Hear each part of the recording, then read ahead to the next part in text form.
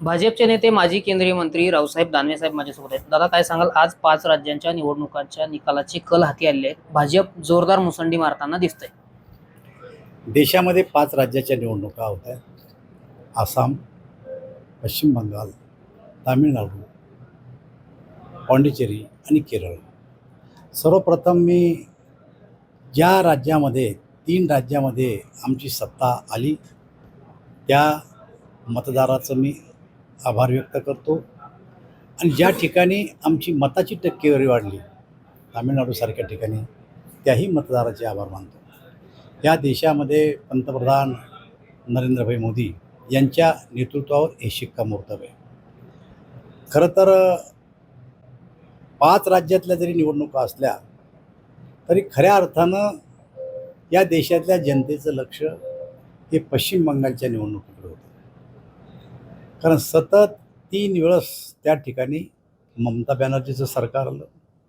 या 3 वर्षाच्या कार्यकाळामध्ये मूळ जो पश्चिम बंगाल होता, त्यांचं जे स्वरूप होतं, स्वातंत्र्याच्या लढ्यामध्ये त्या राज्याची प्रमुख भूमिका होती.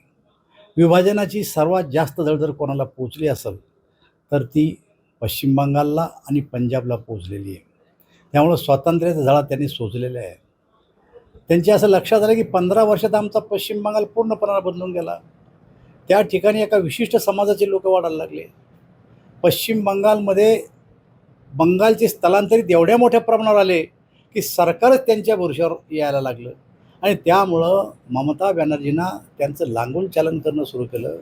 आणि कदाचित पुन्हा सरकार जर आलं असतं तर त्या ठिकाणी इस्लामीकरण सुरू झालं असतं.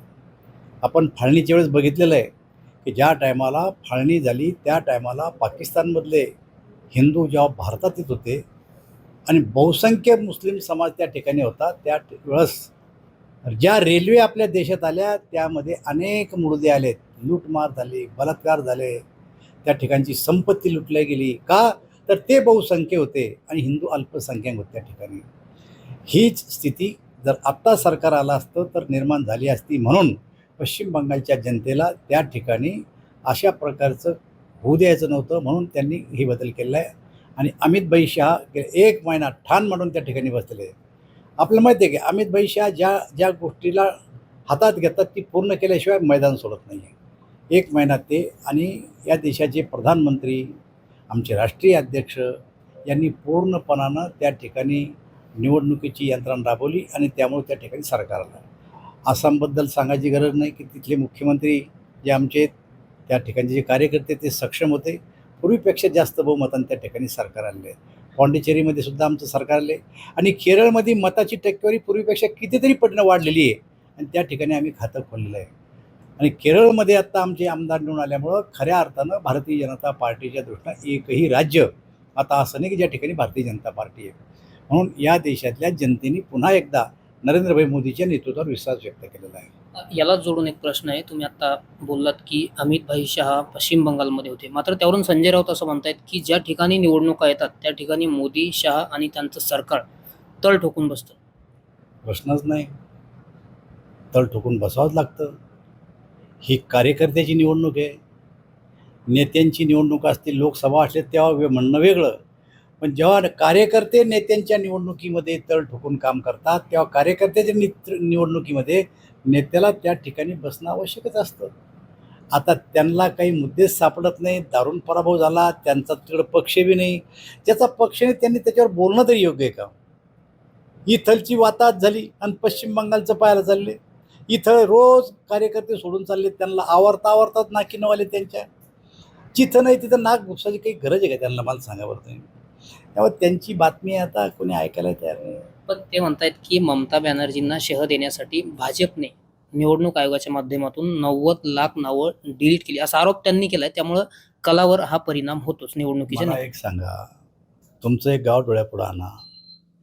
त्या गावात मतदार यादीमध्ये कधीच पुनर्निरीक्षण झालेलं नाही. मताची टक्केवारी 60 आणि 65% वर जात नाही. सारे मतदार गावात असताना 65% वर जात नाहीचं कारण असं आहे की अनेक लोक स्थलांतरित आहेत, त्याने तिकडे घरं बांधले, तिकडे त्यांनी प्रॉपर्टी केल्या, त्यांना तिकडेच राहायचं आहे. पण मतदान गावात आहे त्यांचं.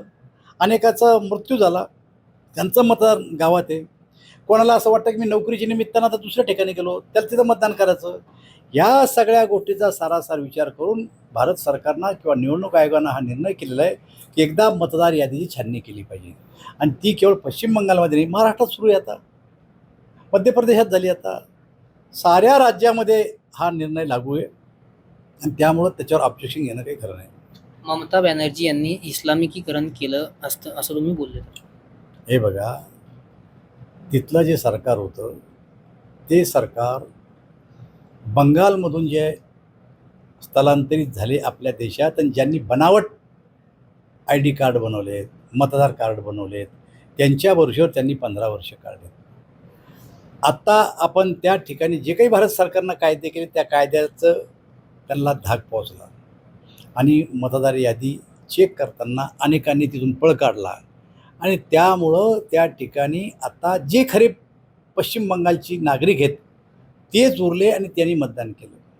त्यांचं असं लक्षात आलं असतं की जर आत्ता पुन्हा चौथ्यांदा सरकार आलं असतं तर पश्चिम बंगालचं इस्लामिकीकरण झालं असतं. कारण ज्या ठिकाणी ते बहुसंख्या असतात त्या ठिकाणी हिंदूचे काय हाल होतात हे पश्चिम बंगालच्या आणि पंजाबच्या जनतेनं पूर्वी फाळणीच्या वेळेस पाहिलेलं आहे. रेल्वेमध्ये माणसाच्या अगदी मुडदे आले, संपत्ती लुटल्या गेली, बलात्कार केले गेले.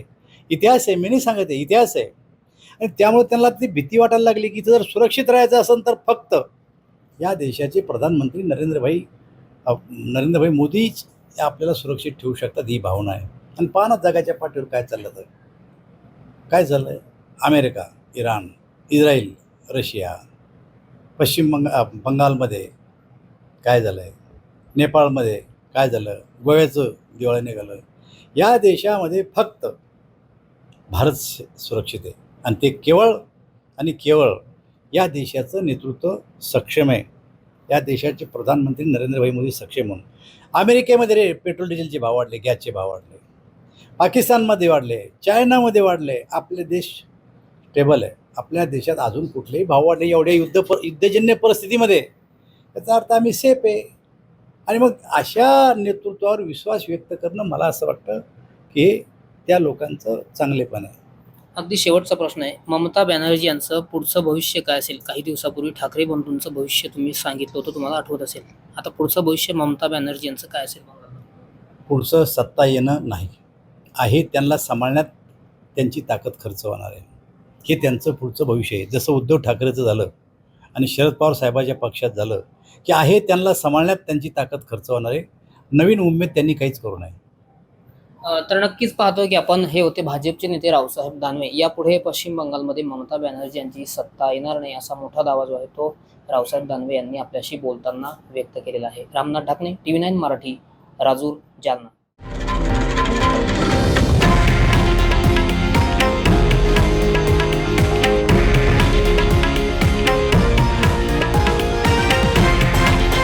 हे आहे देशातील नंबर 1 न्यूज नेटवर्क आणि आपण पाहत आहात TV9 मराठी, एकमेव.